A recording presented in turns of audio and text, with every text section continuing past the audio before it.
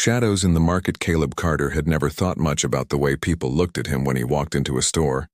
At 15 years old, his world revolved around robotics club, keeping his younger sister from accidentally burning the kitchen down with her science experiments, and trying to squeeze in enough basketball practice before midterms took over his life.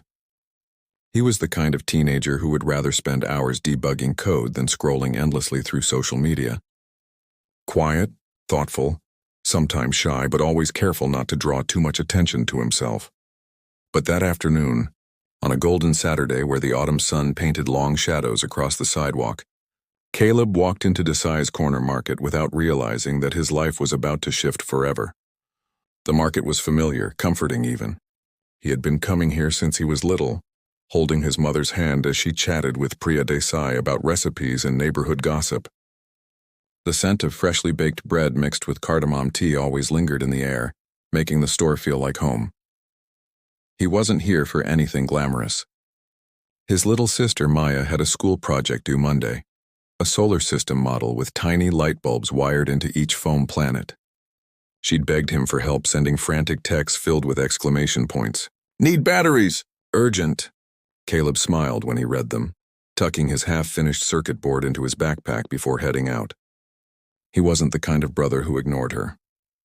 Maya idolized him, and he carried that responsibility proudly. Priya greeted him warmly the second he walked through the glass door. "Caleb, robotics today?" Her voice was always a melody of kindness. He grinned. "Yeah, Miss Desai. We finally got the motors to sync. Took us 3 weeks. "That's wonderful," she said, sliding her clipboard aside. "One day I'll brag to customers that the great engineer Caleb Carter used to buy granola bars here."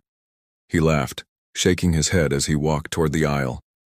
He picked up the pack of AA batteries, grabbed Maya's favorite chocolate chip granola bar, and headed to the counter. It was supposed to be an ordinary trip. Quick, simple. He paid with a $10 bill, got his change, and stuffed the batteries into his hoodie pocket when his backpack strap slipped. The pocket bulged slightly, but he thought nothing of it. He tucked the granola bar into the side of his bag.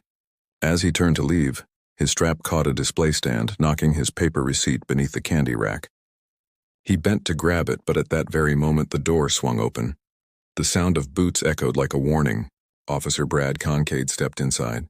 His eyes scanned the store in one sharp sweep before locking onto Caleb. His hand hovered near his belt, not on his weapon, but close enough that the message was clear. "Afternoon," the officer said, though his tone was laced with suspicion. His gaze dropped to the bulge in Caleb's hoodie pocket.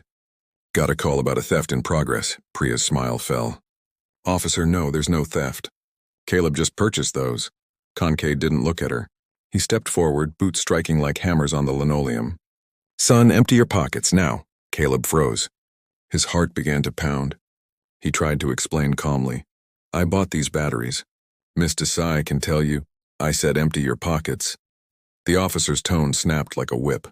2 customers had turned to stare.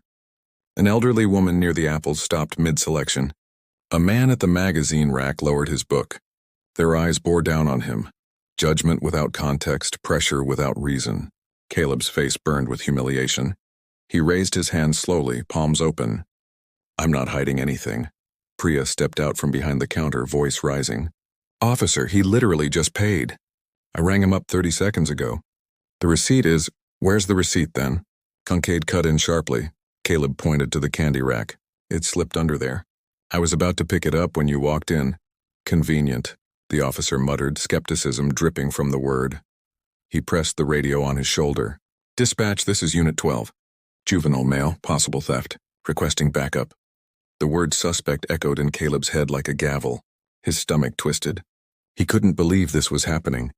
"Officer, please," Priya begged, rushing to her register. "I'll pull up the transaction log right now." But as she tapped furiously at the screen, it froze. The loading wheel spun endlessly. She gasped. "Not now." Concade smirked slightly, eyes narrowing. "Classic trick. Jam the system, claim the purchase went through, pocket the goods. I've seen it before." Caleb's jaw clenched. "I didn't jam anything, I paid." "The receipts, that's enough." The officer's hand clamped down on Caleb's wrist. He twisted him toward the counter, pressing his hand flat against the cold surface. Caleb flinched at the sudden force. The humiliation stabbed deeper than the grip itself. Outside on the sidewalk, Theo Kim was testing his new gimbal camera. He was Caleb's friend, another robotics club member. He noticed the movement inside and froze when he saw the officer's hand on Caleb. His stomach sank. Something wasn't right. He stepped forward, recording instinctively. Inside, Caleb tried to steady his breathing. He remembered a sign he'd read in the store last month. Customers have the right to request a manager during disputes. His voice shook but remained steady. I'm requesting a manager. Concade's jaw tightened. That's backtalk. You really want to make this harder for yourself? I'm just asking for my rights. Toward the door. Now. The officer's hand moved to Caleb's shoulder, shoving him toward the exit. The chip rack toppled, spilling bags across the floor. Gasps erupted. Theo burst through the door, gimbal steady. Caleb, what's going on? Stay back, Concade barked. One hand raised like a shield, the other still gripping Caleb. His free hand brushed the cuffs on his belt. Unless you want to join him. Priya's voice trembled as she pleaded again. Officer, check the security cameras. I'm down too, Concade interrupted with mock surprise. Lot of technical difficulties, huh? But Priya knew the cameras worked. She had checked them herself that morning. Something darker was happening here, but fear held her back. Theo kept filming, hands shaking but lens steady.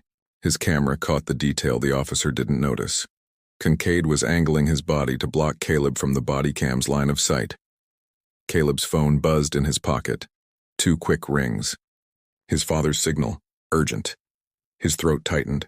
He didn't want his dad involved. He wanted to handle this himself. But the officer's grip was too strong, his smirk too certain. Caleb reached slowly for the phone. It's my dad calling. Hang up, I said hang up. Concade snatched the phone, but in the scuffle, Caleb's thumb tapped answer. A voice crackled through the air. Caleb, you okay? Your mom said... The line went dead. The store fell into silence except for the growing wail of sirens outside. Backup was on its way. Theo's recording captured everything. The officer's grip, the fear in Caleb's eyes, Priya's desperation. And though Caleb didn't know it yet, the last 15 minutes of his life had just set off a chain reaction that would shake the foundations of everything the officer thought untouchable. The web of lies. The sharp wail of approaching sirens grew louder, a sound that made Caleb's stomach twist into knots. He had done nothing wrong, yet he was being treated like a criminal. The weight of Officer Concade's hand on his shoulder felt heavier with each passing second. Not only physically, but symbolically, as though the entire judgment of the world was pressing him down, stripping away his dignity. Around him, the small corner market seemed transformed. Just moments before, it had been an ordinary place filled with the comforting smell of baked bread and the soft hum of a refrigerator unit. But now it felt like a stage, a spotlight cast on his every movement while strangers silently weighed his worth. Priya Desai clutched the counter, her knuckles pale from the force of her grip, her mind racing for a way to diffuse the situation. She had seen Caleb grow up, watched him and his sister run down these aisles after school, always polite, always gentle, the kind of boy any mother would be proud of. And yet here he was, shoved against her counter, accused of theft by a man who hadn't even paused long enough to ask a single question. It enraged her, but she also understood the danger of escalating an argument with someone in uniform who already carried a look of superiority in his eyes. Theo's hands shook slightly as he adjusted his gimbal, but his instincts told him to keep recording. His camera captured every detail: the officer's aggressive stance, Caleb's quiet composure, the look of fear mixed with disbelief on his face. Theo knew enough about how videos like this spread online to realize that this footage could matter, not just for Caleb, but for anyone who had ever been treated unfairly in silence. Yet fear also gnawed at him. He was just a kid with a camera. Would they take his phone too? Would they arrest him simply for watching? Still, he didn't lower his lens. The first squad car screeched to a halt outside, its lights painting the store windows in harsh flashes of red and blue. 2 more officers rushed in, their boots thudding against the worn linoleum, their expressions already hardened with expectation. They didn't ask questions. They didn't look at Priya or the register. Their eyes went straight to Caleb, seeing only what their colleagues' call had framed him as a suspect. Juvenile male resisting investigation, Concade announced, his tone calm, authoritative, and practiced. as though the script had been written long before he stepped into the store. His words slid into the ears of the new officers and settled like fact, no matter the truth. Caleb swallowed hard, forcing his voice to stay steady. "I didn't steal anything. Check the cameras. Ask her," he said, gesturing toward Priya. But one of the officers, taller and broader than Kincaid, stepped forward. "Hands behind your back, son. Let's make this easy." Something inside Caleb snapped, not anger but a clarity that cut through his fear. He had spent years watching his father, Daniel Carter, carefully choose his words in tense situations. His father always told him, "The truth doesn't need to shout, Caleb, it only needs to stand firm." Drawing from that lesson, Caleb straightened his shoulders and lifted his chin. "I'm not resisting. I'm standing right here. You're accusing me of something I didn't do, and there's proof under that rack. There's a receipt. Please just let me pick it up." Priya's voice broke through. "He paid. I rang him up myself. I'll swear to it in court if I have to." But the officers moved anyway, cuffs clinking in their hands. Kincaid's smirk deepened as if satisfied that the scene was unfolding exactly the way he intended. To him, Caleb wasn't a boy with dreams of engineering or a brother helping his sister with a science project. He was simply a stereotype, a shadow into which he could pour all his assumptions, all his prejudice. And yet, just as the cuffs grazed Caleb's wrists, the sound of another car door slamming outside interrupted the moment. A sleek black SUV pulled up behind the squad cars, its tinted windows reflecting the chaos of flashing lights. From the driver's side emerged a tall man in a crisp suit, his stride purposeful, his expression unreadable but commanding. Daniel Carter had arrived. The sight of him drew an instant reaction from Priya, who let out a breath she hadn't realized she was holding. Caleb's father was not only a respected man in the neighborhood, but also one of the most senior officials in the Federal Bureau of Investigation, a man known for dismantling corruption rings and fighting for accountability where others turned blind eyes. Yet few people outside of government circles knew just how powerful he truly was. Because Daniel Carter carried his influence quietly, never flaunting it, never needing to. His authority wasn't worn on his sleeve, but carried in the calm precision of his actions and the weight of his integrity. When he stepped into the store, the atmosphere shifted. The younger officers faltered, their grip on Caleb loosening as they instinctively sensed something different about this man's presence. Kincaid, however, stiffened, his smirk fading into a mask of forced professionalism. He didn't know exactly who Daniel was, but the tailored suit, the polished shoes, and the aura of control suggested someone he couldn't dismiss so easily. Daniel's eyes swept the scene in one calculated glance, taking in his son's restrained posture, the officer's aggressive stance, Priya's distressed expression, and Theo's shaking but steady camera lens. He didn't raise his voice. He didn't need to. His words cut through the tension with precision. "Take your hands off my son." The silence that followed was heavier than the sirens outside. For a moment no one moved. Kincaid opened his mouth, but Daniel's gaze snapped to him with such intensity that it froze the words before they could escape. Then slowly, almost reluctantly, the cuffs were lowered. Caleb exhaled in relief, though his body still trembled from the adrenaline flooding his veins. Daniel stepped closer to his son, resting a steadying hand on his shoulder. "You okay, Caleb?" Caleb nodded quickly, but his voice cracked. "I didn't do anything, Dad. I paid. The receipt fell." "I know," Daniel said firmly, his eyes never leaving Kincaid. "I know." Kincaid shifted uncomfortably, but his tone carried forced authority. "Sir, we had a report." Daniel cut him off, his words sharp, precise, and unyielding. "You had nothing. No evidence. No probable cause. Just an assumption, and you acted on it. And you dared put your hands on my child." The store was silent except for the sound of Theo's camera still recording, its lens capturing every flicker of expression on Kincaid's face. Priya wiped at her eyes, her relief tempered by fury at what she had just witnessed. Daniel's voice lowered, but the quiet steel within it was undeniable. "I strongly suggest you consider your next move very carefully, officer, because you have just stepped into a web you cannot control." Kincaid stiffened, but a bead of sweat glistened at his temple. He didn't yet know who Daniel Carter was, but the weight of his presence made it clear. This was no ordinary parent. And for the first time that afternoon, the power dynamic shifted. The boy who had been treated like a suspect stood taller, steadied by the quiet strength of a father who would not allow lies to go unchallenged. The truth was no longer buried under the candy rack. It was alive in the room, and it was gaining strength. What none of them knew yet was that this single confrontation wasn't just about Caleb, or batteries, or even one officer's prejudice. It was the thread that, once pulled, would unravel an entire fabric of corruption stretching far beyond this corner market. And as Daniel Carter's calm but unflinching stare locked onto Kincaid, the first cracks had already begun to appear. Cracks in the system. The hum of tension inside Desai's market lingered long after Daniel Carter's arrival shifted the air. The backup officers, who had stormed in with hardened expressions, now stood more hesitant, their eyes flickering between Kincaid and the man who radiated authority without ever needing to raise his voice. Caleb, though shaken, felt steadier with his father at his side.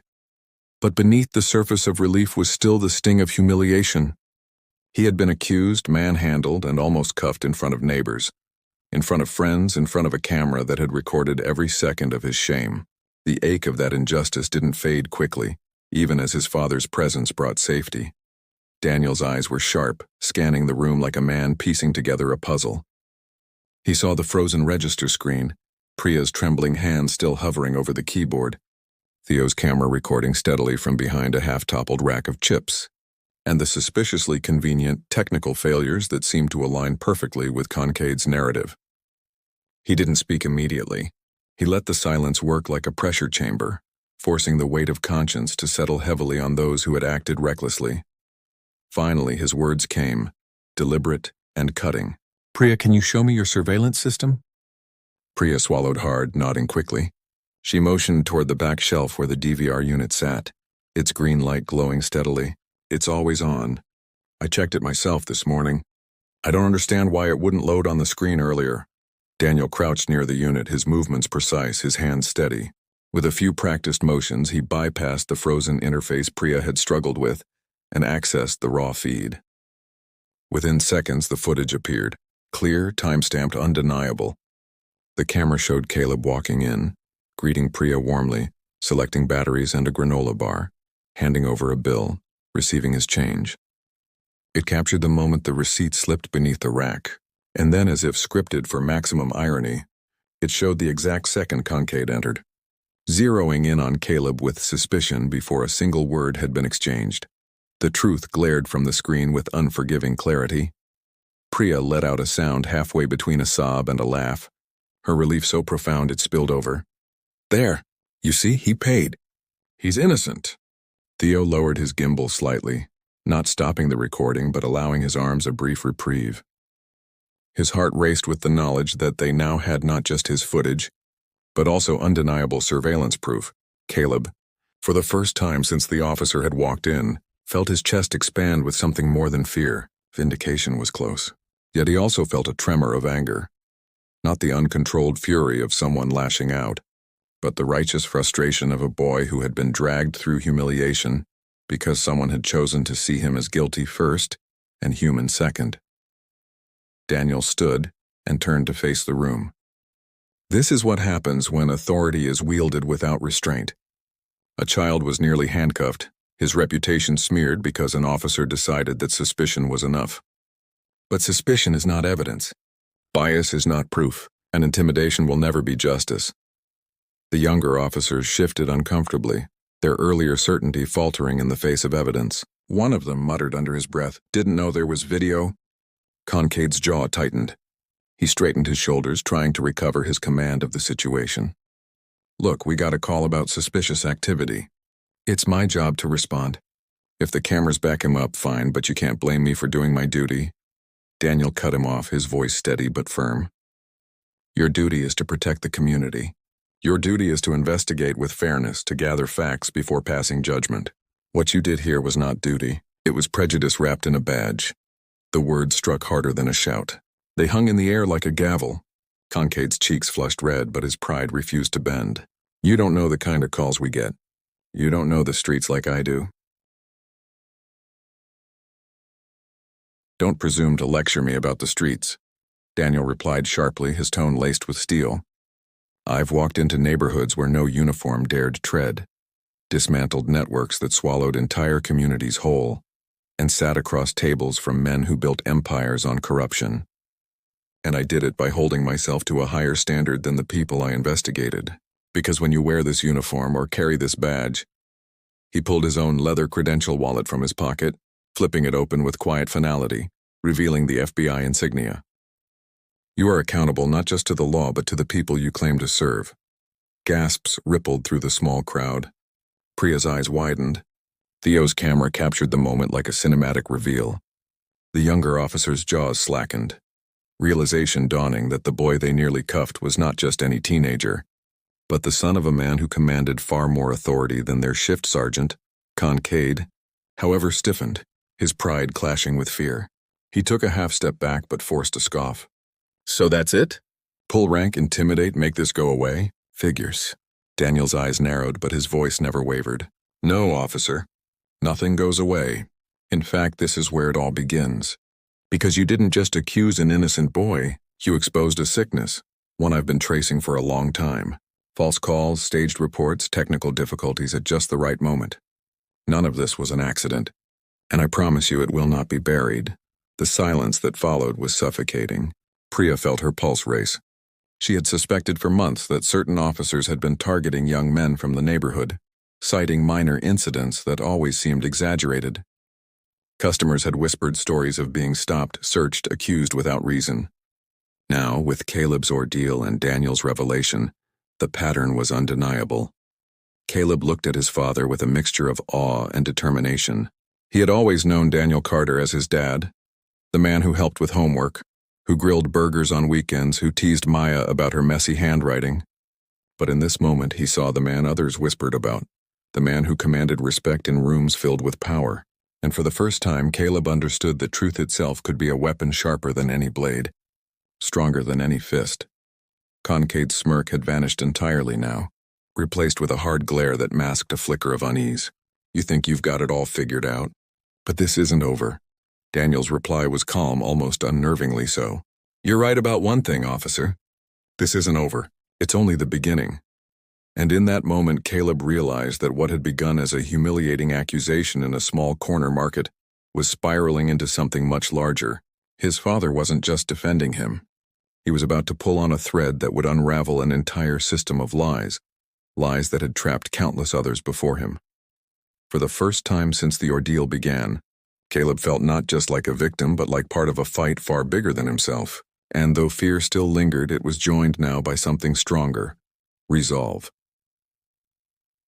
The gathering storm, the night after the market incident, the Carter household was quiet, but it was the kind of quiet that carried tension in its bones. Caleb sat at the dining table, a half-finished robotic circuit in front of him, the soldering iron cooling untouched. His little sister Maya had retreated upstairs hours ago, her eyes wide with worry after she'd overheard the shouting between her father and a police lieutenant who had come by to smooth things over. Caleb had tried to reassure her, telling her it was fine, that Dad had everything under control, but deep inside he knew nothing about this was fine. His life had been split into a before and after. Before the accusation, when he was just another kid trying to get through school, and after, when he had become a symbol of something he had never asked for.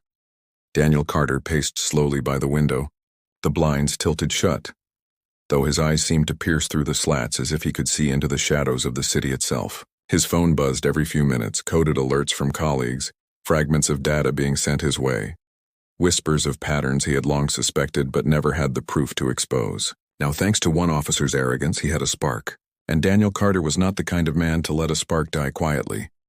Dad, Caleb finally said, his voice low, uncertain. Is this going to ruin me? People at school. They already think I'm quiet, different. If this video goes around, they'll just see me as the kid who almost got arrested. I don't want that to be who I am. Daniel stopped pacing, turned toward his son, and placed his hands firmly on the table. His eyes softened, though his tone carried the steady weight of truth. Caleb, listen to me. They tried to define you with lies, but lies are weak. The truth is stronger, and it always finds its way out. What happened to you isn't the end of your story. It's the beginning of theirs unraveling. You've got nothing to be ashamed of. The shame belongs to them. Caleb nodded slowly, the words sinking into him, though the sting of humiliation still clung stubbornly. He thought about Theo's video, already saved in multiple drives.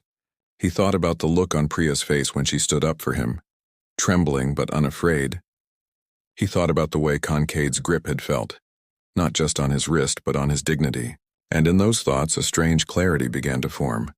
He wasn't powerless. He wasn't voiceless. The same quiet resolve that guided him through hours of coding and robotics troubleshooting was beginning to rewire his outlook on what had happened. Meanwhile, the city wasn't quiet.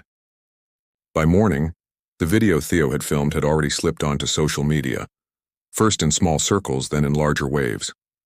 The footage of a uniformed officer grabbing a teenager, ignoring a shopkeeper's protests, and barking over the boy's calm requests for fairness struck a nerve. Hashtags emerged. Community groups shared it. Anger rippled through posts and comments. But mixed with the anger was also something else, a hunger for accountability. People were tired of whispers. They wanted the whole story, and Daniel Carter was ready to give it to them.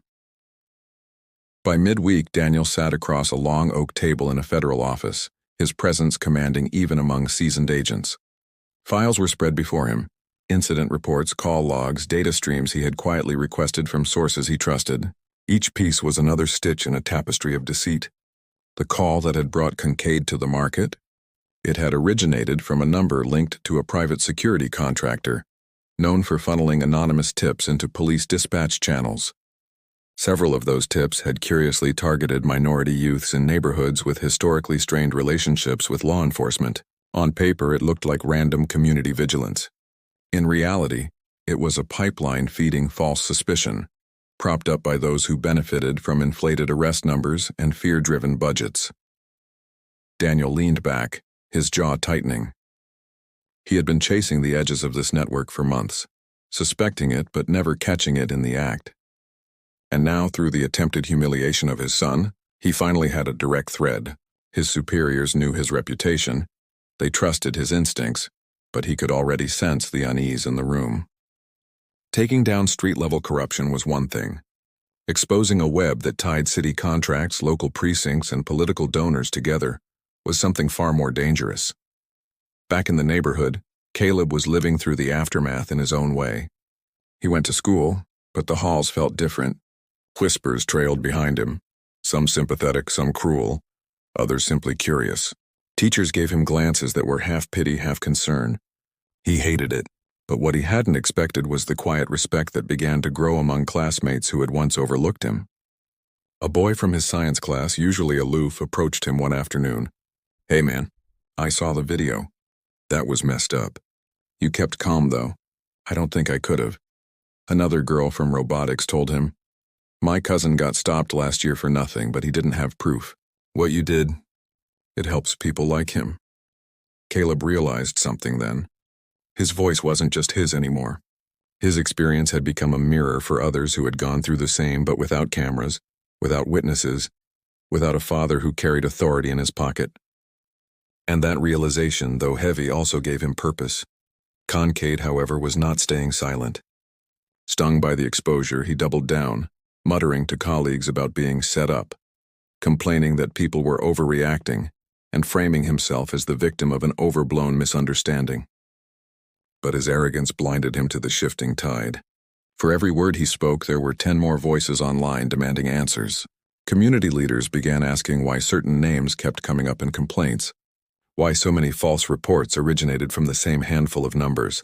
The storm was gathering. On Friday evening, Daniel returned home later than usual, his face weary but his eyes sharp. He sat across from Caleb again, this time not as a father soothing a son, but as a man preparing another man for the road ahead. "Caleb," he said, voice steady, "this isn't going to fade away. You've become part of something bigger now. And the question is, what do you want to do with it?" Caleb hesitated. He wasn't used to thinking of himself as anything more than a student, a brother, a kid tinkering with wires and code. But the images of that day played on a loop in his mind. The feel of Kincaid's grip, the judgment in the stares, the relief when the cameras proved the truth. And behind it all, the quiet encouragement of his father's words. "I don't want what happened to me to keep happening to others," Caleb said finally, his voice soft but certain. If my story can stop that, then I want to tell it. I want people to know the truth. Daniel's lips curved into the faintest of smiles, pride flickering in his eyes. Then that's exactly what we'll do. The storm outside was no longer just gathering. It was coming, and those who had built their power on lies were about to learn what it meant when the truth refused to stay buried. The reckoning. The week that followed felt like years compressed into days. What had begun as a quiet Saturday errand for Caleb had spread beyond the walls of the corner market, beyond the neighborhood, and into the city's bloodstream. The video footage, both Theo's handheld recording and the recovered store surveillance, had been reviewed, shared, dissected, and debated on countless platforms. The community, long accustomed to whispers of bias and harassment, now had something undeniable, something that could not be brushed aside or explained away. And behind it all, Daniel Carter moved with the steady, deliberate precision of a man who had spent decades dismantling hidden empires. Caleb sat at the kitchen table again, but this time he wasn't soldering circuits or sketching diagrams. He was reading through letters and emails his father had printed for him, messages from strangers who had seen the footage. Some were angry, their words burning with indignation at the injustice, but many were thankful. Parents who said their children had endured similar accusations without proof. Students who admitted they had felt invisible until they saw Caleb refuse to crumble.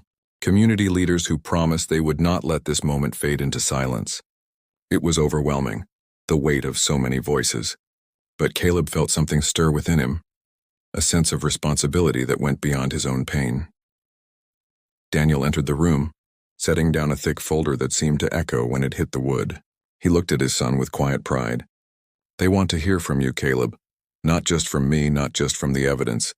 From you. Because you are the proof of what they've been saying for years. And sometimes the truth needs not only to be shown, it needs to be spoken." Caleb swallowed, nerves tightening his chest. What if I say the wrong thing? What if I make it worse? Daniel leaned forward, his voice steady. You don't need to be perfect. You just need to be honest. That's what they're hungry for, truth spoken plainly. And that's something you already carry. The following evening, under the high rafters of the community center, the crowd gathered. Local reporters clustered near the stage, their microphones angled forward like weapons of light. Community members filled every chair, others standing shoulder to shoulder along the walls. On the stage sat a panel, Priya Desai, who had stood firm in the face of intimidation, Theo clutching his gimbal like a talisman, Daniel Carter, his presence calm but unshakable, and in the center, shoulders squared though his palms sweated, sat Caleb. The hum of voices quieted when the moderator introduced him, not as the boy accused of theft, but as a young man who had endured humiliation with dignity. Caleb stood, his knees stiff, his voice trembling at first but finding strength with each word. That day in the market, I wasn't just scared, I was humiliated. I knew I was innocent, but it didn't matter, because in that moment I wasn't seen as a kid buying batteries for his sister's science project. I was seen as guilty before I even spoke, and it hurt. It still hurts. He paused, his throat tightening, but the silence in the room encouraged him to go on. But then I realized this isn't just about me. This is about everyone who has been treated the same way, but didn't have cameras or witnesses or a father who could stand beside them. What happened to me should never happen to anyone, not once, not ever. Applause rose, not loud or chaotic, but steady and powerful, like the rhythm of a heartbeat uniting the room. Priya wiped tears from her eyes. Theo nodded with quiet pride. And Daniel watched his son with the rare expression of a man who had spent his life protecting truth, now seeing it carried forward by the next generation. The reckoning did not end with speeches. It carried into courtrooms, into council chambers, into precincts where officers who had long hidden behind paperwork now faced scrutiny. The false call logs Daniel had traced led to indictments. Names that had once seemed untouchable dragged into the light. Concade, defiant until the last, tried to frame himself as a victim of politics, but the evidence was too clear, the patterns too undeniable. One by one, the pillars of the scheme collapsed, and though the road was long, though justice never arrived as swiftly as anger demanded, it came steadily, piece by piece, truth by truth. For Caleb, the journey left marks that would never fully fade. The memory of that officer's grip, the eyes of strangers judging him, the humiliation of being accused, they lingered. But alongside them was something stronger, The knowledge that he had stood tall, that he had not bowed to lies, that he had become part of a tide greater than himself. He returned to his robotics projects, but now with a new sense of purpose, a belief that building mattered not just in machines but in communities, in trust, in justice. Daniel Carter continued his work, quieter once the storm passed, but never forgetting that it was his son's ordeal that had pulled the thread. And Maya, wide-eyed and curious, carried her science project into school proudly. Her planets glowing, her light-up solar system powered by the batteries her brother had refused to let become symbols of shame. In the end, the story wasn't about an officer's arrogance or even about corruption's reach. It was about resilience. The resilience of a boy who refused to let lies define him, a father who refused to let fear silence him, a community that refused to let truth be buried. And though Caleb Carter never asked to become a symbol, he understood now that sometimes history chooses its voices in moments of humiliation, in moments of injustice, and turns them into something larger. He was no longer just the boy in the hoodie at the corner market. He was proof that when the truth stands firm, no system of lies can withstand it forever. That is part 5. The Reckoning, unique, lengthy,